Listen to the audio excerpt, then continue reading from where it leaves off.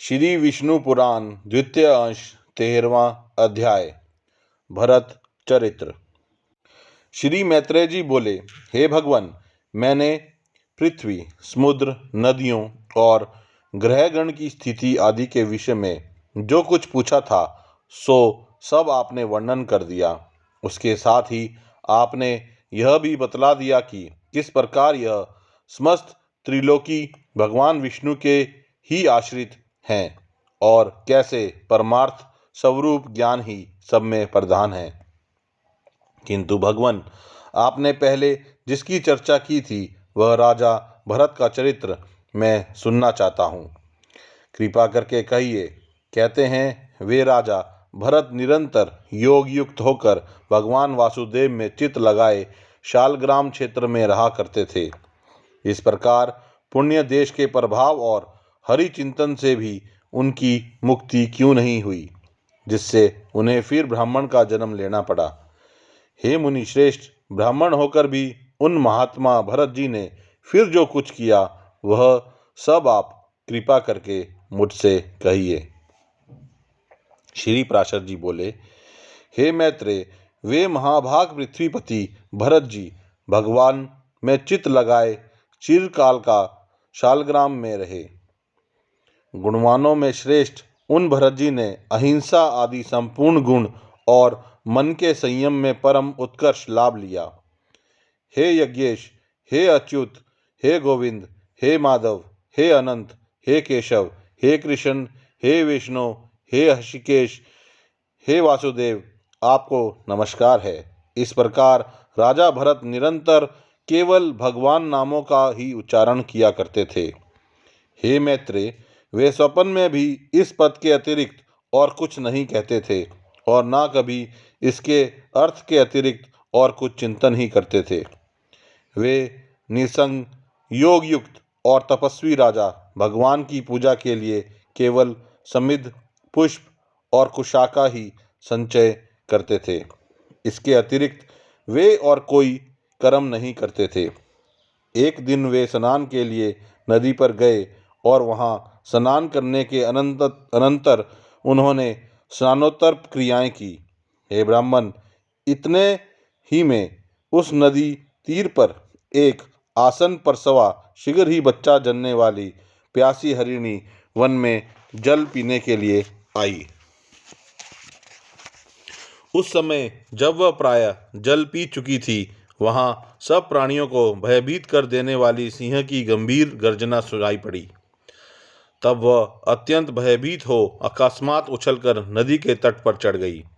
अतः अत्यंत उच्च स्थान पर चढ़ने के कारण उसका गर्भ नदी में गिर गया। नदी की तरंगमालाओं में पड़कर बहते हुए उस गर्भभ्रष्ट मृग बालक को राजा भरत ने पकड़ लिया।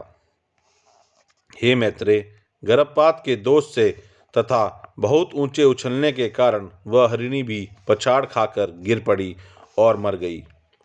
उस हरिणी को मरी हुई देख तपस्वी भरत उसके बच्चे को अपने आश्रम पर ले आए। हे मुने, फिर राजा भरत उस मृगछोने का नित्य प्रति पालन पोषण करते रहे और वह भी उनसे पोषित होकर दिन दिन बढ़ने लगा। वह बच्चा कभी तो उस आश्रम के आसपास ही घास चरता रहता और कभी वन में दूर तक जाकर फिर सिंह के भय से लौट आता। प्रातःकाल वह बहुत दूर भी चला जाता तो भी सायंकाल को फिर आश्रम में ही लौट आता और भरत जी के आश्रम की पर्णशाला के आंगन में पड़ा रहता। हे द्विज, इस प्रकार कभी पास और कभी दूर रहने वाले उस मृग में ही राजा का चित्त सर्वदा आसक्त रहने लगा। वह अन्य विषयों की ओर जाता ही नहीं था। जिन्होंने संपूर्ण राजपाट और अपने पुत्र तथा बंधु बांधवों को छोड़ दिया था, वे ही भरत जी उस हरिण के बच्चे पर अत्यंत ममता करने लगे। उसे बाहर जाने के अनंतर यदि लौटने में देरी हो जाती तो वे मन ही मन सोचने लगते, अहो, उस बच्चे को आज किसी भेड़िए ने तो नहीं खा लिया, किसी सिंह के पंजे में तो आज वह नहीं पड़ गया। देखो, उसके खुरों के चिन्हों से यह पृथ्वी कैसी चित्रित हो रही है। मेरी ही प्रसन्नता के लिए उत्पन्न हुआ वह मृगछोना न जाने आज कहाँ रह गया है। क्या वह वन से कुशलतापूर्वक लौटकर अपने सींगों से मेरी भुजाओं को खुजाकर मुझे आनंदित करेगा? देखो, उसके नवजात दांतों से कटी हुई शिखा वाले ये कुश और काश सामध्यायी शिखाहीन ब्रह्मचारियों के समान कैसे सुशोभित हो रहे हैं। देर के गए हुए उस बच्चे के निमित्त भरत मुनि इस प्रकार चिंता करने लगते थे, और जब वह उनके निकट आ जाता तो उसके प्रेम से उनका मुख खिल जाता था। इस प्रकार उसी से आसक्तिचित रहने से राज्य, भोग, समृद्धि और स्वजनों को त्याग देने वाले भी राजा भरत की समाधि भंग हो गई। उस राजा का स्थिर चित्त उस मृग के चंचल होने पर चंचल हो जाता और दूर चले जाने पर दूर चला जाता। कालांतर में राजा भरत ने उस मृग बालक द्वारा पुत्र के सजल नयनों से देखे जाते हुए पिता के समान अपने प्राणों का त्याग किया। हे मैत्रेय, राजा भी प्राण छोड़ते समय स्नेहवश उस मृग को ही देखता रहा तथा उसी में तन्मय रहने से उसने और कुछ भी चिंतन नहीं किया। तदनंतर उस समय की सुदृढ़ भावना के कारण वह जम्बूमार्ग कालजर पर्वत के घोर वन में अपनी पुनर्जन्म की स्मृति युक्त एक मृग हुआ। हे द्विजोतम, अपने पुनर्जन्म स्मरण रहने के कारण वह संसार से उपरत हो गया और अपनी माता को छोड़कर फिर शालग्राम क्षेत्र में आकर ही रहने लगा। वहाँ सूखे घास फूस और पत्तों से ही अपना शरीर पोषण करता हुआ वह अपने मृगत्व प्राप्ति के हेतुभूत कर्मों का निराकरण करने लगा। तदनंतर उस शरीर को छोड़कर उसने सदाचार संपन्न योगियों के पवित्र कुल में ब्राह्मण जन्म ग्रहण किया। उस देह में ही उसे अपने पुनर्जन्म का स्मरण बना रहा। हे मैत्रेय, वह सर्व विज्ञान संपन्न और समस्त शास्त्रों के मर्म को जानने वाला था तथा अपने आत्मा को निरंतर प्रकृति से परे देखता था। हे महामुने, आत्मज्ञान संपन्न होने के कारण वह देवता आदि संपूर्ण प्राणियों को अपने से अभिन्न रूप देखता था। उपनयन संस्कार हो जाने पर वह गुरु के पढ़ाने पर भी वेद पाठ नहीं करता था तथा ना किसी कर्म की और ध्यान देता और ना कोई अन्य शास्त्र ही पढ़ता था। जब कोई उससे बहुत पूछताछ करता तो जड़ के समान कुछ असंस्कृत, असार एवं ग्रामीण वाक्यों से मिले हुए वचन बोल देता। निरंतर मैला कुचैला शरीर, मलिन वस्त्र और अपरिमार्जित दंत युक्त रहने के कारण वह ब्राह्मण सदा अपने नगर निवासियों से अपमानित होता रहता था। हे मैत्रेय, योगश्री के लिए सबसे अधिक हानिकारक सम्मान ही है। जो योगी अन्य मनुष्यों से अपमानित होता है वह शीघ्र ही सिद्धि लाभ कर लेता है। अतः योगी को सन्मार्ग को दूषित न करते हुए ऐसा आचरण करना चाहिए जिससे लोग अपमान करें और संगति से दूर रहें। हिरण्यगर्भ के इस सारयुक्त वचन को स्मरण रखते हुए वे महामती विप्रवर अपने आप को लोगों में जड़ और उन्मत्त सा ही प्रकट करते थे। कुलमाश, जौ आदि, धान शाक, जंगली फल अथवा कर्ण आदि जो कुछ भक्ष्य मिल जाता उस थोड़े से को भी बहुत मानकर वे उसी को खा लेते और अपना कालक्षेप करते रहते। फिर पिता के शांत हो जाने पर उनके भाई बंधु उनका सड़े गले अन्न से पोषण करते हुए उनसे खेती बाड़ी का कार्य कराने लगे। वे बैल के समान पुष्ट शरीर वाले और कर्म में जड़वत निश्चेष्ट थे। अतः केवल आहार मात्र से ही वे सब लोगों के यंत्र बन जाते थे, अर्थात सभी लोग उन्हें आहार मात्र देकर अपना अपना काम निकाल लिया करते थे। उन्हें इस प्रकार संस्कार शून्य और ब्राह्मण वेश के विरुद्ध आचरण वाला देख रात्रि के समय पृषतराज के सेवकों ने बलि की विधि से सुसज्जित कर कालिका बलिपुष बनाया। किंतु इस प्रकार एक परम योगीश्वर को बलिए लिए उपस्थित देख महाकाली ने एक तीक्ष्ण खड्ग लेकर क्रूर कर्मा राज सेवक का गला काट डाला और अपने पाश दोष सहित उसका तीखा रुधिर पान किया। तदनंतर एक दिन महात्मा सैवीर राज कहीं जा रहे थे। उस समय उनके बेंगारियों ने समझा कि यह भी बेगार के ही योग्य हैं। राजा के सेवकों ने भी भस्म में छिपे हुए अग्नि के समान उन महात्मा का रंग ढंग देखकर उन्हें बेगार के योग्य समझा। हे द्विज, उन सौवीर राज ने मोक्ष धर्म के ज्ञाता महामुनि कपिल से यह पूछने के लिए कि इस दुखमय संसार में मनुष्यों का श्रेय किसमें है, शिबिका पर चढ़कर इच्छुमती नदी के किनारे उन महर्षि के आश्रम पर जाने का विचार किया। तब राजसेवक के कहने से भरत मुनि भी उसकी पालकी को अन्य बेगारियों के बीच में लगाकर वहन करने लगे। इस प्रकार बेगार में पड़ के जाकर अपने पूर्वजन्म का स्मरण रखने वाले संपूर्ण विज्ञान के एकमात्र पात्र वे विप्रवर अपने पापमय प्रारंभ का क्षय करने के लिए उस शिबिका को उठाकर चलने लगे। वे बुद्धिमानों में श्रेष्ठ द्विजवर तो 4 हाथ भूमि देखते हुए मंद गति से चलते थे, किंतु उनके अन्य साथी जल्दी जल्दी चल रहे थे। इस प्रकार शिबिका की विषम गति देखकर राजा ने कहा, अरे शिबिका वाहकों, यह क्या करते हो? समान गति से चलो। किंतु फिर भी उसकी गति उसी प्रकार विषम देखकर राजा ने फिर कहा, अरे क्या है, इस प्रकार असमान भाव से क्यों चलते हो? राजा के बार बार ऐसे वचन सुनकर वे शिबिका वाहक भरत जी को दिखाकर कहने लगे, हम में से एक यही धीरे धीरे चलता है। राजा ने कहा, अरे तूने तो अभी मेरी शिविर को थोड़ी ही दूर वहन किया है, क्या इतने में ही थक गया? तू वैसे तो बहुत मोटा मुस्टंडा दिखाई देता है, फिर क्या तुझसे इतना भी शर्म नहीं सहा जाता? ब्राह्मण बोले, राजन, मैं ना मोटा हूँ और ना मैंने आपकी शिबिका ही उठा रखी है। मैं थका भी नहीं हूँ और ना मुझे शर्म सहन करने की आवश्यकता है। राजा बोले, अरे तू तो प्रत्यक्ष ही मोटा दिखाई दे रहा है। इस समय भी शिबिका तेरे कंधे पर रखी हुई है और बोझा ढोने से देहधारियों को शर्म होता ही है। ब्राह्मण बोले, राजन, तुम्हें प्रत्यक्ष क्या दिखाई दे रहा है, मुझे पहले यही बताओ। उसके बलवान अथवा अबलवान आदि विशेषणों की बात तो पीछे करना। तूने मेरी शिबिका का वहन किया है, इस समय भी वह तेरे ही कंधों पर रखी हुई है। तुम्हारा ऐसा कहना सर्वथा मिथ्या है। अच्छा, मेरी बात सुनो। देखो, पृथ्वी पर तो मेरे पैर रखे हैं, पैरों के ऊपर जंघाएं हैं और जंघाओं के ऊपर दोनों उरु तथा उरुओं के ऊपर उदर है। उदर के ऊपर वक्षस्थल, बाहु और कंधों की स्थिति है तथा कंधों के ऊपर यह शिबिका रखी है। इसमें मेरे ऊपर कैसे बोझ जा रहा? इस शिबिका में जिसे तुम्हारा कहा जाता है वह शरीर रखा हुआ है। वास्तव में तो तुम वहाँ शिबिका में हो और मैं यहाँ पृथ्वी पर हूँ।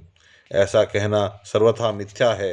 हे राजन, मैं, तुम और अन्य भी समस्त जीव पंचभूतों से ही वहन किए जाते हैं तथा यह भूतवर्ग भी गुणों के प्रवाह में पड़कर ही बहा जा रहा है। हे पृथ्वीपते, ये सत्वादी गुण भी कर्मों के वशीभूत हैं और समस्त जीवों में कर्म अविद्याजन्य ही हैं। आत्मा तो शुद्ध, अक्षर, शांत, निर्गुण और प्रकृति से परे हैं तथा समस्त जीवों में यह एक ही ओतप्रोत है, अतः उसके वृद्धि अथवा क्षय कभी नहीं होते। हे नृप, जब उसके उपजय, बुद्धि, अपचय, क्षय ही नहीं होते तो तुमने यह बात किस युक्ति से कही कि तू मोटा है? यदि कर्मश पृथ्वी, पाद, जंगा, कटी, अरु और उदर पर स्थित कंधों पर रखी हुई यह शिबिका मेरे लिए भार रूप हो सकती है, तो उसी प्रकार तुम्हारे लिए भी तो हो सकती है, क्योंकि ये पृथ्वी आदि तो जैसे तुमसे पृथक है वैसे ही मुझ आत्मा से भी सर्वथा भिन्न है तथा इस युक्ति से तो अन्य समस्त जीवों ने भी केवल शिबिका ही नहीं बल्कि संपूर्ण पर्वत, वृक्ष, ग्रह और पृथ्वी आदि का भार उठा रखा है। हे राजन, जब प्रकृति जन्य कारणों से पुरुष सर्वथा भिन्न है तो उसका परिश्रम भी मुझको कैसे हो सकता है? और जिस द्रव्य से यह शिबिका बनी हुई है उसी से यह आपका, मेरा अथवा सबका शरीर भी बना है, जिससे कि ममतत्व का आरोप किया हुआ है। श्री प्राशर जी बोले, ऐसा कह वे द्विजवर शिबिका को धारण किए हुए ही मौन हो गए और राजा ने भी तुरंत पृथ्वी पर उतरकर उनके चरण पकड़ लिए। राजा बोला, अहो द्विजराज, इस शिबिका को छोड़कर आप मेरे ऊपर कृपा कीजिए। प्रभु, कृपया बताइए, इस जड़वेश को धारण किए आप कौन हैं? हे विद्वान, आप कौन हैं? किस निमित्त से यहाँ आपका आना हुआ तथा आने का क्या कारण है? यह सब आप मुझसे कहिए। मुझे आपके विषय में सुनने की बड़ी उत्कंठा हो रही है। ब्राह्मण बोले, हे राजन, सुनो, मैं अमुक हूँ। यह बात कहीं नहीं जा सकती, और तुमने जो मेरे यहाँ आने का कारण पूछा, सो आना जाना आदि सभी क्रियाएं कर्मफल के उपयोग के लिए ही हुआ करती हैं। सुख दुख का भोग ही देह आदि की प्राप्ति करने वाला है, तथा धर्मजन्य सुख दुखों को भोगने के लिए ही जीव देहादि धारण करता है। हे भूपाल, समस्त जीवों की संपूर्ण अवस्थाओं के कारण ये धर्म और अधर्म ही हैं। फिर विशेष रूप से मेरे आगमन का कारण तुम क्यों पूछते हो? राजा बोला, अवश्य ही समस्त कार्यों में धर्म और अधर्म ही कारण है, और कर्मफल के उपभोग के लिए ही एक देह से दूसरे देह में जाना होता है। किंतु आपने जो कहा कि मैं कौन हूँ यह नहीं बताया जा सकता, इसी बात की सुनने की मुझे इच्छा हो रही है। हे ब्राह्मण, जो है अर्थात जो आत्मा कर्ता भोक्ता रूप से प्रतीत होता हुआ सदा सुचारू रूप से वर्तमान है, वही मैं हूँ। ऐसा क्यों नहीं कहा जा सकता? हे द्विज, यह अहम शब्द तो आत्मा में किसी प्रकार के दोष का कारण नहीं होता। ब्राह्मण बोले, हे राजन, तुमने जो कहा कि अहम शब्द से आत्माओं को कोई दोष नहीं आता, सो ठीक ही है, किंतु अनात्मा में ही आत्मत्व का ज्ञान कराने वाला भ्रांति मूलक अहम शब्द ही दोष का कारण है। हे नृप, अहम शब्द का उच्चारण जीवा, दंत, ओष्ठ और तालु से ही होता है, किंतु ये सब उस शब्द के उच्चारण के कारण है, अहम मैं नहीं। तो क्या जिहादी कारणों के द्वारा यह वाणी ही स्वयं अपने को अहम कहती है? नहीं। अतः ऐसी स्थिति में तू मोटा है ऐसा कहना भी उचित नहीं है। सिर तथा कर चरणादि रूप यह शरीर भी आत्मा से पृथक ही हैं। अतः हे राजन, इस अहम शब्द का मैं कहाँ प्रयोग करूं? तथा हे नृपश्रेष्ठ, यदि मुझसे भिन्न कोई और भी सताज्य आत्मा हो तो भी यह मैं हूँ और यह अन्य है ऐसा कहा जा सकता था, किंतु जब समस्त शरीरों में एक ही आत्मा विराजमान है तब आप कौन हैं? मैं वह हूँ। ये सब वाक्य निष्फल ही हैं। तू राजा है, यह शिबिका है, ये सामने शिबिका वाहक है, तथा ये सब तेरी प्रजा हैं। हे नृप, इनमें से कोई भी बात परमार्थतः सत्य नहीं है। हे राजन, वृक्ष से लकड़ी हुई और उससे तेरी यह शिबिका बनी, तो बता इसे लकड़ी कहा जाए या वृक्ष? किंतु महाराज, वृक्ष पर बैठे हैं ऐसा कोई नहीं कहता, और ना कोई तुझे लकड़ी पर बैठा हुआ ही बताता है। सब लोग शिबिका में बैठा हुआ ही कहते हैं। हे नृपश्रेष्ठ, रचना विशेष में स्थित लकड़ियों का समूह ही तो शिबिका है। यदि वह उससे कोई भिन्न वस्तु है तो काष्ठ को अलग करने उसे ढूंढो। इसी प्रकार छत्र की शालाओं में अलग अलग रखकर छत्र का विचार क्यों करो, और कि वहाँ कहाँ रहता है। यही न्याय तुम में और मुझ में लागू होता है, अर्थात मेरे और तुम्हारे शरीर भी पंचभूत से अतिरिक्त और कोई वस्तु नहीं है। पुरुष, स्त्री, गौ, अज, बकरा, अश्व, गज, पक्षी और वृक्ष आदि लौकिक संज्ञाओं का प्रयोग कर्म हेतु शरीरों में ही जानना चाहिए।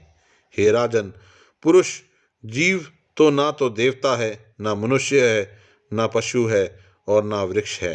ये सब तो कर्मजन्य शरीरों की आकृतियों के ही भेद हैं। लोक में धन, राजा, राजा के सैनिक तथा और भी जो वस्तुएं हैं, हे राजन, वे परमार्थतः सत्य नहीं हैं, केवल कल्पनाम्य ही हैं। जिस वस्तु की परिणामादि के कारण होने वाली कोई संज्ञा कालांतर में भी नहीं होती, वही परमार्थ वस्तु है। हे राजन, ऐसी वस्तु कौन सी है? तू अपने ही को देख। समस्त प्रजा के लिए तू राजा है, पिता के लिए पुत्र है, शत्रु के लिए शत्रु है, पत्नी का पति है और पुत्र का पिता है। हे राजन, बतला, मैं तुझे क्या कहूँ? हे महीपते, तू क्या यह सिर है अथवा ग्रीवा है, या पेट अथवा पादादि में से कोई है, तथा ये सिर आदि भी तेरे क्या हैं? हे पृथ्वीश्वर, तू इन समस्त अवयवों से पृथक है, अतः सावधान होकर विचार की मैं कौन हूँ। हे महाराज, आत्म तत्व इस प्रकार व्यवस्थित हैं, उसे सबसे पृथक करके ही बताया जा सकता है, तो फिर मैं उसे अहम शब्द से कैसे बतला सकता हूँ। यह था श्री विष्णु पुराण द्वितीय अंश का 13वां अध्याय।